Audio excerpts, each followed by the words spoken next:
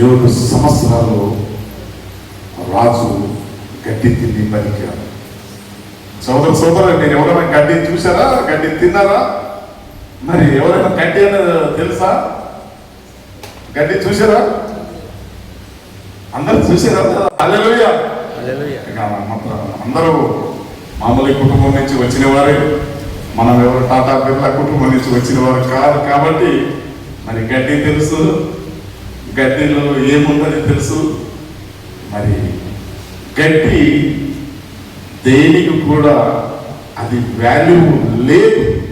అంటే అది గడ్డి ఎవరు తింటారంటే తిన్నది ప్రాణీలు తింటాయి, పశువులు తింటాయి. కానీ ఒక సందర్భంలో వచ్చినప్పుడు రాజు గడ్డి మేపుతున్నాడు. సోదరి నెబుకద్నెజర్ అనే రాజు, ఆ రాజు మరి ఆయన జీవితంలో ఎన్నో సుఖాలు సంతోషము అనుభవించాడు. నా తప్ప మీరు ఎవరిని కూడా అది చేయకూడదు. తన అహంకారంతోని లాస్ట్కి దేవుడు గడ్డి తిన వాక్యానికి ఇచ్చాడు. 7 సంవత్సరాలు ఆయన గడ్డి తిని బతికాడు. ఈరోజు వాక్యంలో మనం చూసుకుందాం. గర్వము మనిషినికి ఏమి చేస్తుంది? ప్రౌడ్ అహంకారము, గర్వము ఎటువంటి స్థితికి మనుషులను దిగజారడానికి తీసుకొని వెళ్తాయి. మరి అనేక సార్లు మనము గర్విస్తాం. మాకు అన్నీ వచ్చు, మాకు అన్నీ ఉన్నాయి, మాకు ఏది దేవుడు తక్కువ లేదు అని గర్విస్తాం. ఒక సందర్భం వస్తుంది, ఉన్నవి అన్నీ పోతాయి. అందుకోసమే సామెతలు 16:18 మనం చూస్తున్నాం. నాశనముకు మునుపు ముందు గర్వము నడుచును, పడిపోక ముందు అహంకారమైన మనసు నడిచాడు. అహంకారం ముందు గర్వం. సోదరి నిండిన కుండ ఏమైంది? నిండిన కుండలో నీళ్లు పడవు, కానీ దాంట్లో కొంచెం తగ్గించండి, మరి దాంట్లో నీళ్ళు మరి పరిగెత్తి కింద పడిపోతాయి. అందుకోసం మేము ఉన్నవాడే ఎప్పుడు కూడా గర్వించాడు. అటు ఇటు ఉన్నవాడే గర్విస్తాడు. కొంచెం కొంచెం ఉంటే చాలు, ఇంకా నాలక ఎవరు లేరు అని గర్విస్తాడు. గర్వము నాశనానికి తీసుకుని వెళ్తాడు. సోదరి మనలో ఎవరు కూడా గర్వించు. గర్వించిన నెబుకద్నెజర్ రాజనే గడ్డి తిన్నారంటే మరి ఆయనకి శ్రేష్ఠులు కాదు. తన జీవితంలో నెబుకద్నెజర్ రాజు ఆయన అనుకున్నాడు తన సొంతగా ఒక బబులోను పట్టణం నిర్మించుకున్నాడు. బబులోను పట్టణం మనమే చూస్తాం. మన Hyderabad hi-tech city, very beautiful city అని చాలా సంతోషంగా మనం గర్విస్తాం. సంతోషమే, గర్వించు, ఆనందించు, కానీ ఇతరులకి గాయపరచు. ఇతరులని మనం వారి మనసు గాయపరచు. కానీ ఒకరోజు వస్తుంది, ఇంత 100 అంతస్తుల బిల్డింగ్ కూడా దేవుడు అనుకుంటే క్షణములో ఏమైపోతుంది? ఒక పోస్తే అంత లెవెల్ అయిపోతుంది. అందుకోసమే ఈరోజు వాక్యంలో మనం చూస్తున్నాం, దానియేలు గ్రంథంలో మనం చూస్తున్నాం. నెబుకద్నెజర్ మరి 2వ వచనంలో మనం దానియేలు 2వ వచనం ఒకసారి, ఫస్ట్ వచనం ఒకసారి చదువుకోవాలని మనం చేస్తున్నాం. రాజు నెబుకద్నెజరు సకల జనులను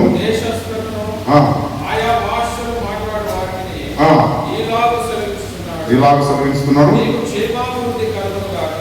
మీకు క్షేమాభివృద్ధి కలుగును గాక. మహోన్నతుడు దేవుడు నా ఎడల చేసిన అద్భుతాలను, సూచక క్రియలను మీకు తెలియజేయడం మనసు కలిగి నెమ్మదించాడు. అనేక ఇదంతా చూసి నేను ఇట్లా పలానా ఇట్లా బిల్డింగ్ కట్టినాను, పలానా సుందరమైన ప్యాలెస్ అరమని నా చూడడానికి చాలా అందంగా ఉన్నది. మరి ఆ ఉన్న ప్రాంతంలో ఉన్న ప్రతి ఒక్క పెద్ద పెద్ద వ్యక్తులను కలిసి చూడండి నా రాజ్యము ఎలా ఉంది, చూడండి నేను చేసిన ఈ రాజ్యము, ఈ బబులోను రాజ్యము ఎలా ఉన్నది. తనతో గర్వించుకోవడానికి సులువు చేశాడు. ఇక్కడ ఉన్న ప్రజలందరూ ఇంత నేను చేసిన కానీ ఒక ఆలోచన వచ్చింది,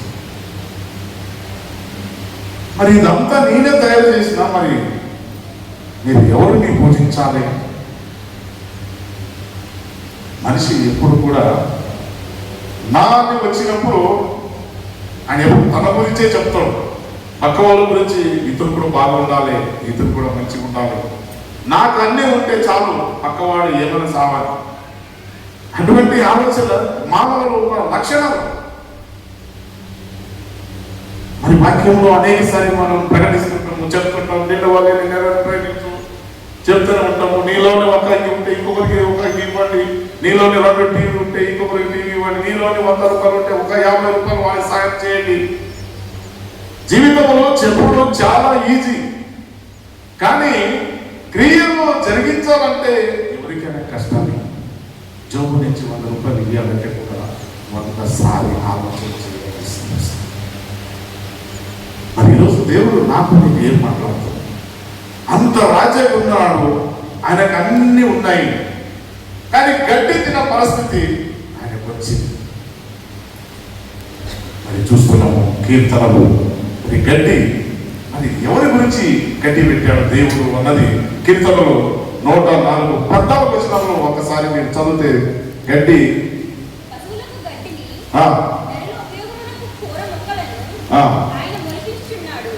ఎస్ 14 వచనంలో కూరగాయలు ఇవన్నీ చెట్లు మనకి మానవునికి గురించే పెట్టాడు. చాలా కొంతమంది మేము కూడా గడ్డి తింటున్నాము కదా అంటారు, తప్పు. గడ్డి కాదు, కూర మొక్కలు కూరగాయలు ఇవన్నీ మనిషిని తినడానికి, పశువులు కాదు. పశువులు కొన్ని గడ్డి. మరి మీరు కూడా గడ్డి తిన్న ఇంత వాట్సాప్లో కొంతమంది ఒక శాస్త్రజ్ఞులు ఏం చేస్తారు, గడ్డి వల్ల ఏం రసం చేసి మీకు ఆరోగ్యం బాగుంటుంది అన్నాడు. గడ్డి వల్ల ఎలాంటి ప్రయోజనం లేదు మానవ శరీరానికి. సోదరి, గడ్డి మనము తింటే గడ్డి అజీర్ణమవుతుంది. గడ్డి తింటే మన జీర్ణ అంశము మనం అది తట్టుకోలేము. గడ్డి ఉండి ఎవరు పశువులకి ఉంటుందని నేను గ్రహించాం. మరి రాజు 7 సంవత్సరంలో గడ్డి తినే బతికాడు. This is very wonderful message, wonderful thing. 7 సంవత్సరాలు ఆయన గడ్డి తినే బతికాడు. కానీ మనము ఒక్కరోజు తిన్నప్పుడు ఒక ఎంటికల ప్లేట్ వచ్చింది అనుకోండి, ఇంకా పిల్లల మీద భార్యల మీద చూడండి రోషం, కోపం పడతాం. ఆ ఒక్క ఎంటికలు లోపల పోతే డైజెషన్ కాలేదు. మరి ఏదైనా ఒక గడ్డి ముక్క లోపలిగిన వెళితే అది జీర్ణం కాదు. సోదరి, మరి నెబుకద్నెజరు ఆయన 7 సంవత్సరాలు గడ్డి తిన్నాడు. అనేక దేవుని ఒక కార్యాలు చూశాడు, దేవుని ఒక అద్భుత కార్యాలు చూశాడు. అయితే కూడా ఆయన గర్వం తగ్గలేదు. శద్రకు, మేషకు, అబేద్నెగోలు వారు దేవుడిని, మరి వాళ్ళు ప్రత్యేకంగా వాళ్ళు దేవుడిని ప్రార్థన చేస్తున్నప్పుడు ఒక శాసనము వారు మంచిగా పరిపాలన చేసినప్పుడు ఒక బొమ్మ, ఒక స్టాచ్యూ తయారు చేసి, దానికి మంచి స్టాచ్యూ తయారు చేసి దీన్నే పూజించాలని ఎక్కడున్నా వారు చెప్పినప్పుడు, ఈ స్టాచ్యూ తప్ప వేరే ఏది చేయకూడదు అన్నప్పుడు ఆ శద్రకు, మేషకు, అబేద్నెగోల మీద కంప్లైంట్ చేసినప్పుడు వారు అది ఆ స్టాచ్యూకి వాళ్ళు మొక్కలేదు, పూజ చేయలేదు. ఎందుకంటే బైబిల్ చదివితే చాలా టైం పడుతుంది కాబట్టి నేను ఎక్కువ బైబిల్ చదవడానికి టైం ఇవ్వను. వారు అందరూ ఎప్పుడు ఆయన వాయించడం స్టార్ట్ చేస్తారో అందరూ ఆ స్టాచ్యూకి పూజ చేయాలని ఒక అనౌన్స్మెంట్ చేశారు. కానీ అందరూ పూజ చేస్తున్నారు. కానీ నెబుకద్నెజర్ వారికి ఈ ఒక ఆర్డర్ ఇచ్చిన తర్వాత అందరూ చేశారు. రాజ్యాంగంలో అందరూ పాటించాలి కదా. ఇప్పుడు మన గవర్నమెంట్ ఏదో ఒకటి రెజల్యూషన్ పాస్ చేసింది. మీరు రేషన్ కార్డు ప్రతి ఒక్కరు తీసుకోవాలంటే ఏం చేస్తాం? అందరూ లైన్ పడతాం. ఆధార్ కార్డు ఎవరికి లేదండి, అందరికి ఆధార్ కార్డు ఉంటే మీకు ఇవన్నీ ఫెసిలిటీ వస్తాయి. మీ పిల్లలు ఏదైనా ఉంటే మీకు ఆధారం కంపల్సరీ కావాలి అన్నప్పుడు ఏం చేస్తాం? ఎంత తిప్పలైతే కూడా ఆధార్ తీసుకొని పెట్టుకుంటాం. అక్కడ కూడా ఒక రూల్స్ చేశారు. మీరు ఒక బొమ్మకు ఆ స్టాచ్యూను మొక్కితే మొక్కలేని పక్షంలో మిమ్మల్ని ఈ మంటలు అగ్నిలో పడేయబడుతుంది. అందరికి భయం ఉంటాడు. భయపడారు అందరూ. రాజు చూసిన భయపడతారు. లేకపోతే ఈ కండిషన్ బేల్ అంటారు. కండిషన్ బేల్ ఈ కోర్టు కచేరీకి వెళ్ళినని తెలుస్తుంది. కండిషన్ అంటే చర్చలు ప్రతి ఒక్కటి నేర్పియాలి. సంఘము చర్చు అన్నప్పుడు చర్చలు జీవితములు ఎలాగుంటుంది, మీరు ఎలాగ బతకాలి, ఎలాగ నడవాలి, ప్రతి ఒక్క సమాజం ఈ లోకం విషయంలో చెప్పబడాలి. అప్పుడే మనం హుషారైతాం. ఓన్లీ బైబుల్ చెప్పేది, బైబుల్ ఏం చెప్తుందంటే ప్రతి ఒక్క విషయం you have to share to your people. నా జనాలకి ప్రతి ఒక్కటి చెప్పబడాలి అంటే ఈ వాక్యం ద్వారా అందరికీ తెలియపరచాలి. What is the condition well? Condition well అంటే వీరితోనే మాట్లాడదు, ఎవరితోనే మాట్లాడదు. అటువంటి పేదంతా తప్పు చేసిన వాడికి తెలిసి ఉంటారు. సోదరి వీరందరూ ఆ బెబులోను పట్టణంలో అందరూ ఆయనకి మొక్కుతున్నారు. కానీ ఈ ముగ్గురు శత్రుఘ్న మేషక్ అబేద్నెగో వారు ఆ రాజాజ్ఞ దానికి వారు ఏం చేశారు? అగెనిస్ట్ గా ఉన్నారు. మేము మాత్రము దానికి మొక్కము, దానికి ఆరాధించాము. నువ్వు ఏమైనా చేస్తావో చేసుకో. ఒక కండిషన్ గా ఉన్నారు. నీవు నేను కండిషన్ ఉంటాను. సోదరు ఈరోజు ఎవరు బయటకు వచ్చి ఒక పిస్తలు వచ్చేసి అమ్మ నేను చంపేస్తాను, చంపలు కాదు ఇట్లా చూస్తేనే పారిపోతాం. అంటే సమాజం ఉన్న లక్ష్యం నిజంగానే మనము బ్రతికితే ఆయన గురించి, సస్తే క్రీస్తు గురించి అనే సాక్ష్యం కలిగి ఉంటే తప్పకుండా మనం ఎవరు ఎక్కడికి పారిపోవు. ఏం చేస్తావు చేస్తావు, చేసేది ఏం చేయగలవు, నా ప్రాణం ఏం చేయగలవు, దానికి మిగిలింది నువ్వు ఏం చేయలేవు అని ఆ ఒక కాన్ఫిడెన్స్ మనలో వచ్చినప్పుడే స్థిరంగా యేసుతోని నిలవగలము, నడవగలము, ఆయన మార్గంలో ఉండగలము. చాలా సంఘస్థం చాలా జనాలు అటు ఇటు కన్ఫ్యూజన్ లో ఉన్నది సమాజం. కొన్ని సంఘాలు పోతే హాఫ్ అన్ అవర్లో ఒక సంఘాన్ని మొదటి ఆరాధన అంటాం, 1 అవర్లో 2వ ఆరాధన అంటాం, 3వ గంట అయితే 3వ ఆరాధన, 5వ ఆరాధన. ఏమి తెలుస్తుందండి? గొర్రెల లెక్క పోతున్నారు, గొర్రెల లెక్క ఇంటికి వస్తున్నారు. What is the use? సోదరు మీరు ఆత్మీయంగా ఎదగాలంటే మినిమం 2-3 అవర్స్ సంఘంలో స్పెండ్ చేయాలి. అట్లా చేయాలంటే నేను 5 ఆరాధన చేయవచ్చు, 10 మంది వస్తే కూడా 5 ఆరాధన చేయవచ్చు. గంటకు ఒకసారి మెసేజ్ చేయాలి, కానికి తీసుకోవాలి, వెళ్ళండి. గొర్రెల లెక్క వస్తారు, గొర్రెల లెక్క పోతారు. అయిపోయిందయ్యా నేను సంఘానికి వచ్చేసిన అయిపోయింది. దేవుడు ఆశీర్వాదం. అయ్యా నీకు ఆశీర్వాదము ఈ డబ్బు, ఈ సిరి సంపత్తు దీని నుంచి ఆశీర్వాదం కాదు. రేపు నీవు మరణించిన తర్వాత తెలుస్తుంది ఏం ఆశీర్వాదం ఉన్నది. నీవు ఏమో ఆ సంఘానికి వెళ్ళిన తర్వాత ఏం ప్రతిఫలము పొందినావు. ఏమీ పొందలేదయ్యా అది అక్కడ కనిపిస్తుంది. చూడు నరకం. నీవు ఏం విన్నావు? వచ్చినావు, పోయినావు. నీవెవరో, వారెవరు. వారి గుర్తు నీకు తెలియదు, నా గుర్తు వారికి తెలియదు. That is the use. Like this people they are doing behaviour. నటన జీవితంలో అనేక మంది జనాలు జీవిస్తున్నారు. సంఘాలు కూడా అలాగే నడుస్తూనే ఉన్నాయి. సోదర సోదరి, ఈరోజు దేవుడు మాట్లాడుతున్నాడు. శత్రువు మెసేజ్ అబద్ధం వల్ల మీరు బలంగా ఉన్నారా? ఆ రోజు అయిపోయింది. మేము ముఖం రాజు అడిగాడు, వారి ముఖ లేని పక్షులు అన్న. నెక్స్ట్ మాట, శత్రువు మెసేజ్ అబద్ధంలో నెబుకద్నెజరు ప్రత్యుత్తరం ఇయ్యాలన్న చింత మాకు లేదు. సేవిస్తున్న దేవుడు అగ్నిగుండం నుండి నా సమర్థుడు నీ వశములు పడకుండా ఆయనను మనలను ఆయన మనలను రక్షించకపోయినా రాజా, నీ దేవతలు పెట్టిన ఆ దానికి నేను పూజలు నీవు నిలబెట్టిన బంగారు ప్రతిమకు.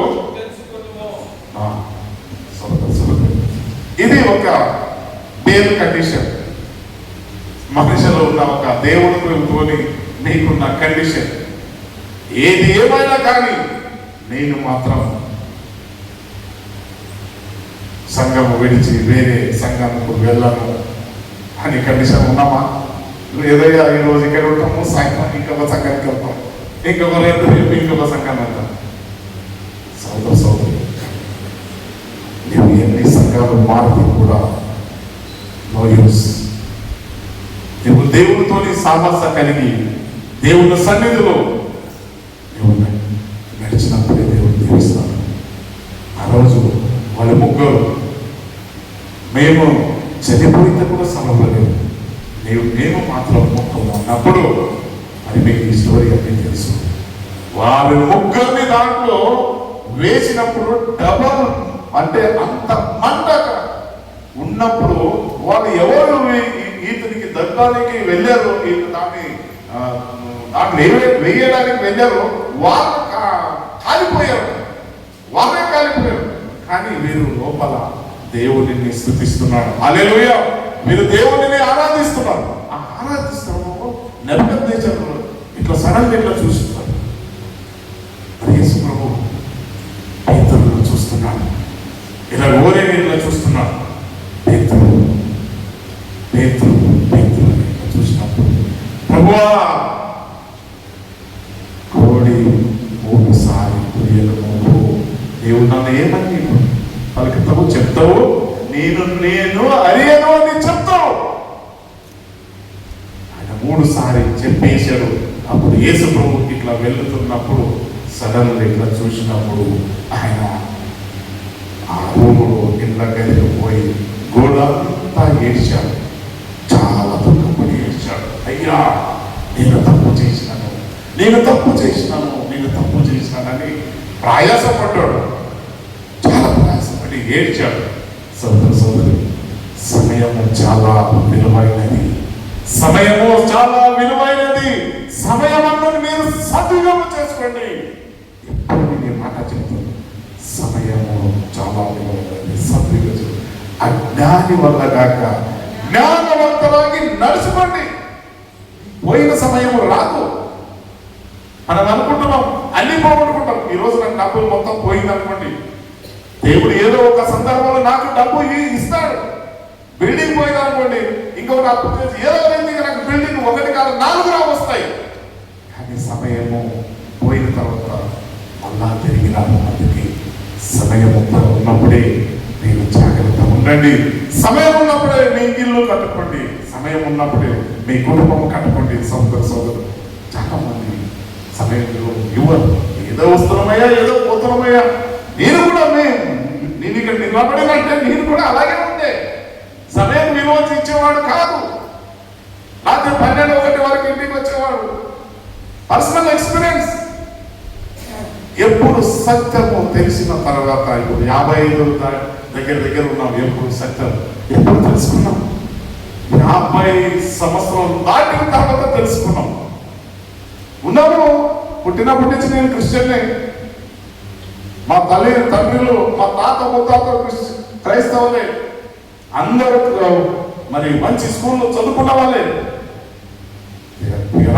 Nominal place. ఈరోజు దేవుడు నేను మార్పు చెందాను. అలాగే మీ జీవితం ఉంటే రాబోయే రోజు రాజు గడ్డి తిన్నాడు, కానీ మనం ఏం చేస్తాం? మనం ఏమవుతాము? ఆ కొడుకు చావదు, అగ్ని ఆరదు, ఆ నరకములో పడతాం. ఇప్పుడేం గడ్డి తిన్న అవసరం లేదు. మీరు ఎవరు గడ్డి పోయినా ఇప్పుడు గడ్డి ఏమి లేదు. అంత శుభకాలం, మంచి కాలం, ఆశీర్వదించకాలం.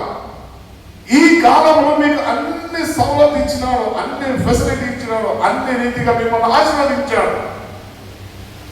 రాజు అయినా నెబుకద్నెజర్ అన్ని విషయాలు ఆశీర్వదించాడు. ఆయన ఏమి పట్టుకుంటే అది బంగారం అయింది, ఏమి పట్టుకుంటే మొత్తం బైబిలోన్ రాజ్యము అంత సుందరమైన బ్యూటిఫుల్ రాజ్యము ఎస్టాబ్లిష్ చేయడానికి దేవుడు ఆయనకి సహాయం చేశాడు. ఆ సహాయం చేసినప్పుడు మరి ఆయన నేను అని గర్వం వచ్చేసింది. ఆయన చూస్తున్నాం సోదరుడు, ఆయన మంటలు ఉన్నప్పుడు శద్రక్ మేషక్ అబేద్నెగో ముగ్గురు మంటలు ఉన్నప్పుడు నాలుగో వ్యక్తి వాళ్ళతోనే తిరుగుతూ మాట్లాడుతున్నప్పుడు చూస్తాడు. ఇంకా మనం వేసింది ముగ్గురమే కదా, మరి 4 మంది ఎక్కడి నుంచి వచ్చారు అని చూసిన తర్వాత అప్పుడు చెప్పాడు, శద్రక్ మేషక్ అబేద్నెగో మీరు బయటికి రండి, మీ దేవుడే నిజమైన దేవుడు, ఆయననే సర్వ సృష్టికర్త, ఆయననే యెహోవా, ఆయననే. ఇదంతా చూసిన, ఇదంతా తన కన్నారే చూసిన ఆ నెబుకద్నెజర్ ఏం చేశాడు? మర్చిపోయాడు. ఐఎమ్ రైట్, మర్చిపోయాడు. మరి మనం కూడా దేవుని అద్భుత కార్యాలు ఎన్నో చూస్తున్నాం, సూచక క్రియలు ఎన్నో చూస్తుంటున్నాం, కానీ మనం ఏం చేస్తున్నామంటే మర్చిపోతున్నాం. సోదరి ఈరోజు వాక్యంలో మనం చూస్తున్నాం.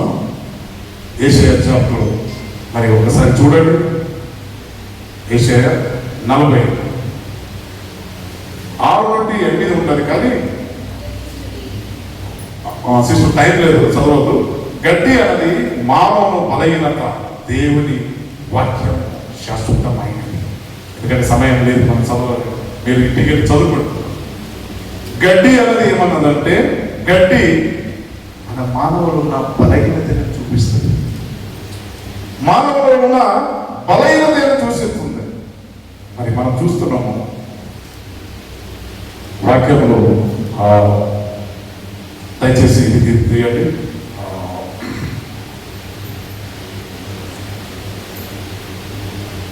దానియేలు సామెతలో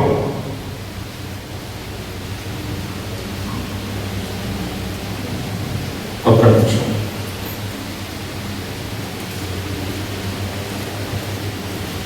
దేవుని వాక్యంలో సారీ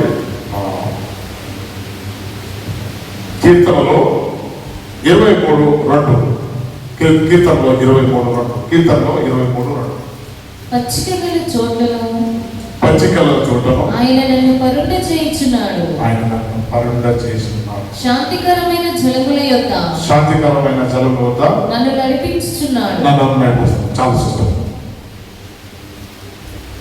మరి ఆ నెబుకద్నెజర్కి అన్ని విషయాలు తోడుండి, అన్ని విషయాలు సహాయం చేస్తూ ఆయనకి తోడున్న ఆయన ఈ రాజ్యం నిర్మాణించడానికి అన్ని విషయాలు తోడున్న ఆయన ఒకరోజు నేనని గర్వించాడు, నేనని గర్వించాడు.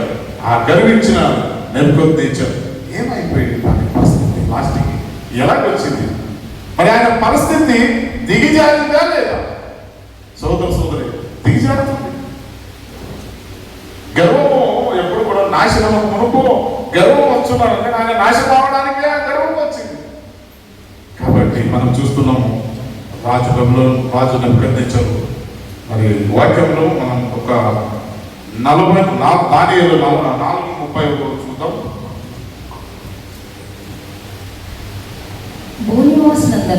భూనివాసులందరూ ఆయన దృష్టికి రానివారు, ఆయన పరలోక సేన ఎడలను ఆ. భూనివాసుల ఎడలను తన చిత్తం చొప్పున జరిగించువాడు. ఆ. ఆయన చేయి పట్టుకొని నీవేమి చేయించున్నావని ఆయనతో చెప్పుటకు ఎవరు సమర్థుడు కాదు. సార్లు ఇటువంటి సిచ్యువేషన్ వస్తుంటాయి. మరి అదే కంటిన్యూగా మనం చూస్తున్నాం. దానియేలు 4:33 ఒకసారి చూద్దాం. ఆ గడియలోనే అలాగున నెబుకద్నెజరు సంభవించెను. మానవుల నుండి అతని తరిమిరి అతని పశువుల గడ్డి పోషను ఆకాశపు మంచు అతని దేహమును తడపగా అతని తల వెంట్రుకలు పక్షిరాజు రెక్కల ఈకల వంటివి అతని గోళ్ళు పక్షులు గోళ్ళు వంటివి. చూడండి, ఆయన తల ఎన్నికలు మరి ఇవన్నీ టోటల్ ఆయన బాడీ అంతా చేంజ్ అయిపోయింది. సోదరి టాబ్లెట్ లో ఏదైనా ఒకటి చేంజెస్ అయింది అనుకోండి, మీ బాడీలో ఏమవుతుంది? రియాక్షన్ అయింది. మరి ఆయన కూడా మరి అన్నం కూర కాయలు తిన్న మనిషి ఈ గడ్డి తిన్నప్పుడు మరి ఆయనకు ఈ పశువుల క్యారెక్టర్ వచ్చేసింది. ఆ పశువుల క్యారెక్టర్ వచ్చినప్పుడు ఆయన ఏమైందంటే ఆ ఒక్క రాజ్యం నుండి ఆయన తోలబడతారు జనాలు. ఆయనను అక్కడి నుంచి ఆ రాజ్యం నుండి ఆయనను బయటకు పంపిస్తారు. అంటే ఒక ఎగ్జాంపుల్ చెప్తున్నాను. ఎవరైనా ఒకరు ఏదో ఒకరు తప్పు చేశారు, కుటుంబంలో కానీ ఏదైనా కానీ తప్పు చేస్తే ఏం చేస్తాం? వారిని ఆ సమాజం నుండి ఆ కుటుంబం నుండి ఆయన దూరంగా పోతాం. అంటే నీ క్యారెక్టర్ మా కుటుంబంలో వస్తే మా పరిస్థితి ఏమయ్యా అనుకుంటాం. మరి ఆల్రెడీ మీరు అందరూ ఆ టీవీ ప్రోగ్రాంలో మొన్న చూశారు. అట్లా వాళ్ళు ఏం చేస్తారు? వాళ్ళని దూరంగా పంపిస్తారు. ఎందుకంటే వాళ్ళ ద్వారా మా కుటుంబం విలువ పోతుంది అని.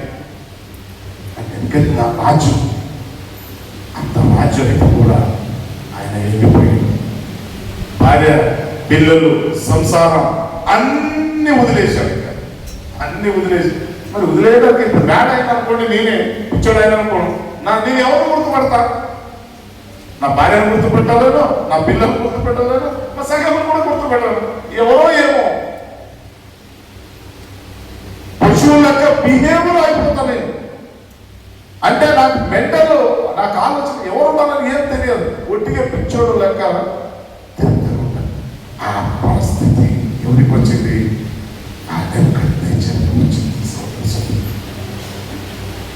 ఎందుకు వచ్చింది? ఆయన నేను అని గర్వించుకున్నాడు. నేను కట్టిన ఈ ఒక బెబులోను పట్టణం అని నేను అని గర్వించుకున్నాడు. ఆ క్షణమే పరలోకం నుండి దూతలు వచ్చి ఆయనకు నీవు గడ్డి పెడతావు, 7 సంవత్సరములో నీవు గడ్డి పెడతావు శాపము ఆయనకు వచ్చింది. సోదరి గర్వించొద్దు, గర్వము నాశనము మనకు గర్వము వచ్చాను అని ఈరోజు వాక్యం ద్వారా మనము హెచ్చరిస్తుంది. చాలా విషయాలు ఉన్నాయి కానీ సమయం లేదు. వినయంతో మరి మనం ఏం చేయాలి? పునరుద్ధరించబడాలి. ఇప్పుడు మనం తగ్గించుకోవాలి. తనను తాను తగ్గించుకున్నవాడు హెచ్చించబడతాడు. తనను తాను హెచ్చించుకున్నవాడు తగ్గించబడతాడని దేవుని వాక్యం సెలవించిన ప్రకారంగా మనం అనేక బైబిల్లో ఎగ్జాంపుల్ చూస్తున్నాం. పరిసయ్యులు, సద్దుకాయులు వారి ఎగ్జాంపుల్ చూస్తున్నాం. నేను రెగ్యులర్ గా చర్చికి వెళ్తున్నాను, నేను అన్నీ ఇస్తున్నాను, ఈ సుంకరి వల్ల నేను కాదు, దేవుని సన్నిధిలో ప్రార్థన చేస్తున్నాను. ఇవన్నీ ఎగ్జాంపుల్ మీకు అందరికీ, సంఘస్థులందరికీ తెలుసు. అందుకోసం దేవుడు ఏమంటున్నాడు? ఎప్పుడు ఆయన పునరుద్ధరించబడ్డాడు, వినయముతోని మళ్ళా ఆయన దేవుని సన్నిధికి వచ్చాడు. నేను కూడా ఎన్ని లోకంలో తిరిగితే కూడా, ఎన్ని ప్రపంచం తిరిగితే కూడా, ఎన్ని సంఘాలు తిరిగితే కూడా ఏదో ఒక రోజు నిజమైన దైవ సన్నిధిలో తన సంఘానికి మీరు రావలసి ఉంటారు. ఆయన అడవిలు, అరణ్యములు, గుట్టలు అన్ని దాంట్లో తిరిగాడు. 7 సంవత్సరాలు అంటే మామూలు అనుకుంటారా? మీరు ఆలోచన చేయండి. 7 సంవత్సరాలు గడ్డి మేపాడు ఆయన. ఆయన బాడీ, ఆయన స్ట్రక్చర్, ఆయన ఉన్న బిహేవియర్ మొత్తం పశువు లెక్కలో తయారైపోయాడు. అంటే ఆయన ఉన్న శరీరం అంతా పశువు లెక్కలు. ఈ గోర్లు అన్నాయి, పెద్ద పెద్ద గోర్లు వచ్చేసినాయి. ఆ సిచ్యువేషన్ ఎంత కండిషన్ అనే ఉంటుంది, ఎంత సీరియస్ కండిషన్ ఉంటుంది. కానీ ఒక్కరోజు ఆయన ప్రాయశ్చిత్త పడుతున్నాడు. అయ్యా, నేను నీకు అగనిస్ట్గా తప్పు చేసిన, నేను తాను తగ్గించుకున్నాను. దేవుడి సన్నిధిలో వచ్చి ప్రార్థన చేశాడు. నీవు ఈ సర్వాన్ని సృష్టించిన సర్వాధికారి నీవే, నీవు తప్ప వేరే దేవుడు లేదయ్యా. దేవుడు నన్ను క్షమించు, నేనేదో పొరపాటుగా నేను గర్వించుకున్నా, నన్ను క్షమించు. మళ్ళా యథారీతిగా మానవుని రూపంగా ఉండడానికి, మానవుల క్యారెక్టర్, మనిషిని గుణలక్షణము నాకు దయచేయి. మనం అనేకసార్లు అంటుంటాం, కొంతమంది గడ్డి తింటావా అంటాం. ఎందుకంటాం? గడ్డి తింటామంటే ఆయన క్యారెక్టర్ అటువంటిది ఉంటేనే మనం నువ్వు గడ్డి తింటామంటాం. అంటే ఆయనకు ఆ జ్ఞానం లేదు. అంటే పశువుల జ్ఞానం ఉంటుంది ఆయనకు. గడ్డి తింటాడంటే ఆయన క్యారెక్టర్ అంతా పశువుల టైప్ ఆఫ్ క్యారెక్టర్ ఉంటుంది. కాబట్టి నువ్వు గడ్డి తింటావా, అన్నం తిన్నావా, గడ్డి తింటావా అంటే అడుగుతుంటాం. సోదరి, ఈరోజు దేవుడు నీతోని నాతోని మాట్లాడుతున్నాడు. అది నిజంగానే మనం ప్రాశ్చిత్తపడి మళ్ళా వినయంతో మన సన్నిధికి వస్తే దేవుడు తప్పకుండా మరి 4:34 అన్న ఆ కాలము గడిచిన పిమ్మట నెబుకద్నెజరును నేను మానవ బుద్ధి గలవాడనై నా కన్ను ఆకాశము తట్టు ఎత్తి చిరంజీవి సర్వోన్నతుడగు దేవునికి స్తోత్రం చేసి గణపరిచి స్తుతించి ఆయన ఆధిపత్యము చిరకాలము వరకు ఆయన రాజ్యము ఉన్నవి, తరతరములకు ఉన్నది. అయ్యా, ఒక్కరోజు వస్తుంది నీవు ఏడిస్తే కూడా మిమ్మల్ని జాలిపడే వాళ్ళు ఉంటారు. మీరు కన్నీరు కాస్తే కూడా జాలిపడమని ఎవరు ఉంటారు?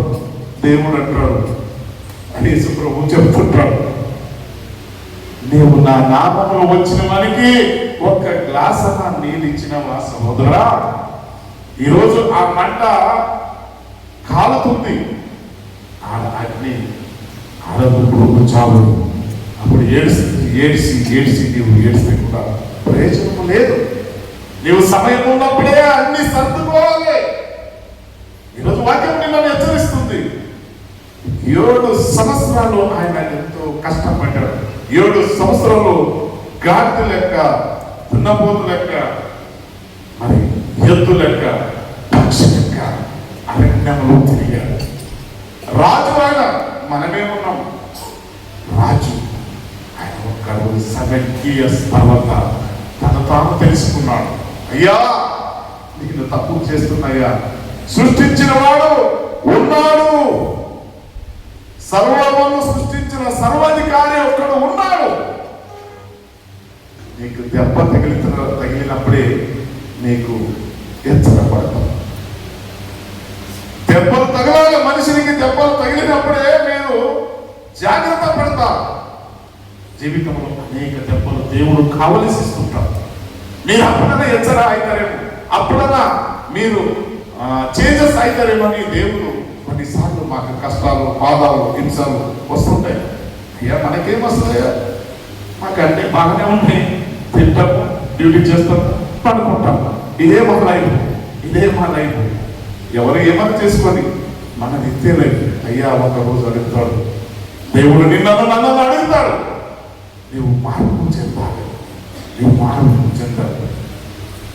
మారవే మారవే మనసు మారాలి, మనసు మారవే. అది దేవుడు మనసు మారాలి, మన జీవితం మారాలి. ఎన్ని రోజులు ఇదంతా ఇది సచ్చినంత వరకు ఇలాగే ఉంటామా? వాక్యం వింటానే ఉంటాం, ఇక్కడ వింటాం, ఇక్కడ వదిలేస్తాం, ఇక్కడ వింటాం, ఇక్కడ కొంచెం చేంజెస్. సమాజం చూస్తుంది, సంఘం చూస్తుంది, అధికారులు చూస్తున్నారు.